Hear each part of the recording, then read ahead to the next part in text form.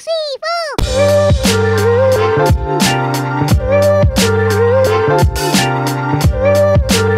अस्सलामुअलैकुम, कैसे हैं आप सब। उम्मीद करते हैं कि आप सब अपने प्यारों के साथ बखैर व आफियत मौजूद होंगे। आज की शुरुआत हो रही है खाना बनाने से एज यूजुअल, और आज मैं बना रही थी प्याज करेले। कुछ लोगों का कॉन्सेप्ट है कि करेले बहुत कड़वे होते हैं और अच्छे नहीं बनते, जबकि ऐसा नहीं है। अगर प्रॉपर तरीके से बनाए जाएं तो करेले बहुत अच्छे भी बन सकते हैं। अब यहाँ पर आप देख रहे हैं कि लाल करेला है, तो इसको फेंक देना चाहिए, इस्तेमाल नहीं करना चाहिए, ये मुज़रे सेहत होता है। अब यहाँ मैं बीच में से स्लिट कर रही हूँ करेले को, और इसके बाद अंगूठे से ही मैंने इसके सीड्स निकाल लिए थे। आसानी से निकल आते हैं, आप चाहें तो चमचा भी इस्तेमाल कर सकते हैं। इसके बाद मैंने इन्हें गोल गोल काट लिया था। इसके बाद अगर कोई बीच बचा रह गया था तो उसको भी मैंने निकाल दिया है। यहाँ मैंने 1 बाउल भर के पानी लिया है, 1.5 खाने का चमचा नमक डाला है उसमें, और मैं ये डाल दूंगी इसमें करेले, और इनको मसल के अच्छी तरह से धो लूंगी। इस तरह करने से इसकी कड़वा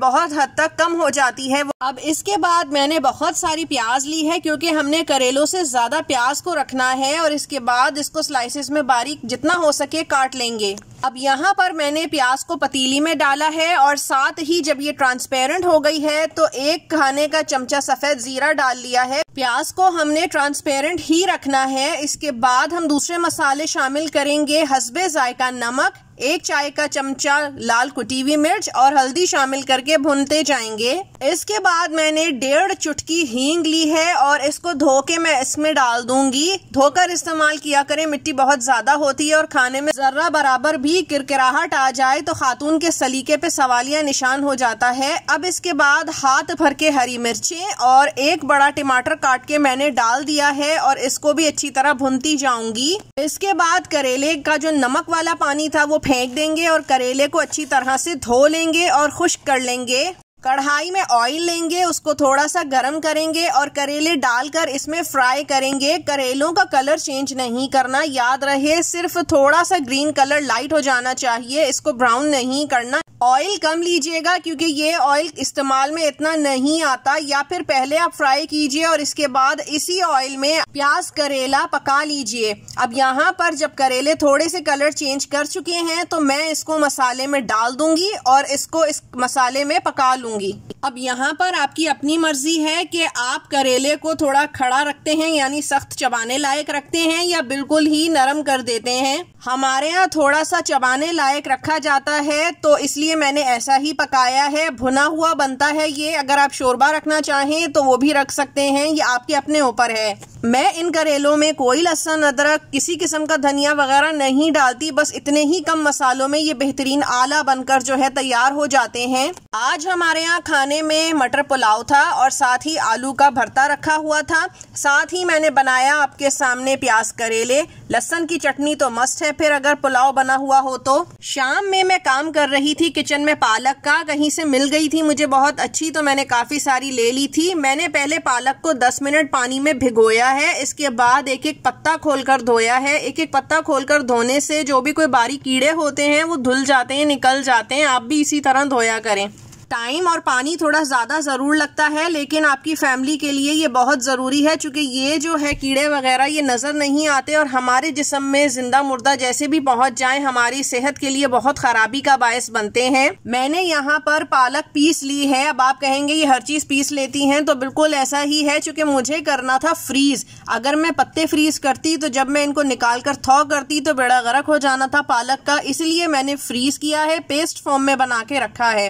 तो जब भी मुझे पालक गोश्त या आलू पालक बनाना होगा तो जैसे साग बनता है ये उस तरह से बनकर निकल आएगा, शक्ल भी अच्छी रहेगी और हमें पूरी ग़िज़ाइयत के साथ पालक खाने को मिलती रहेगी। बस यहाँ मैं इसको फ्रीज कर दूंगी। जब ये अच्छी तरह से जम जाएगा तो निकाल के जिप लॉक बैग में करके रख लूंगी।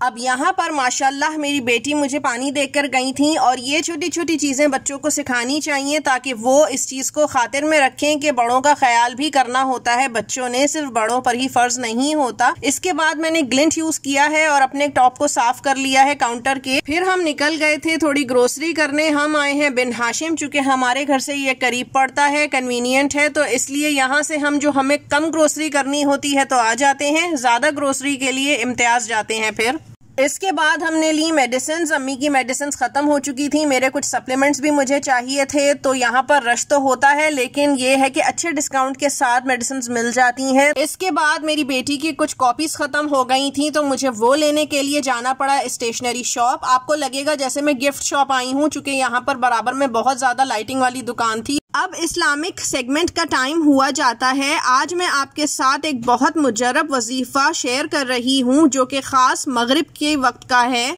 और ये खास इसलिए है कि जेब से कभी पैसे खत्म ना हो और हमेशा बरकत रहे।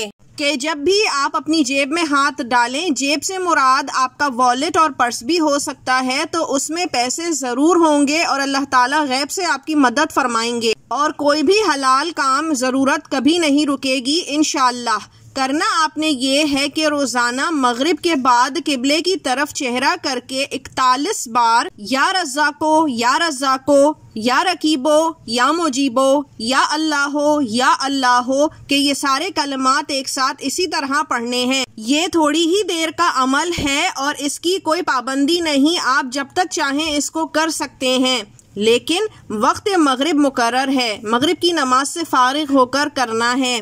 बेशक अल्लाह ताला के नाम बहुत अजमत वाले हैं और इनमें बहुत कुव्वत है। मुझे उम्मीद है कि मेरी आज की तमाम तर बातें आपको कारामद लगी होंगी।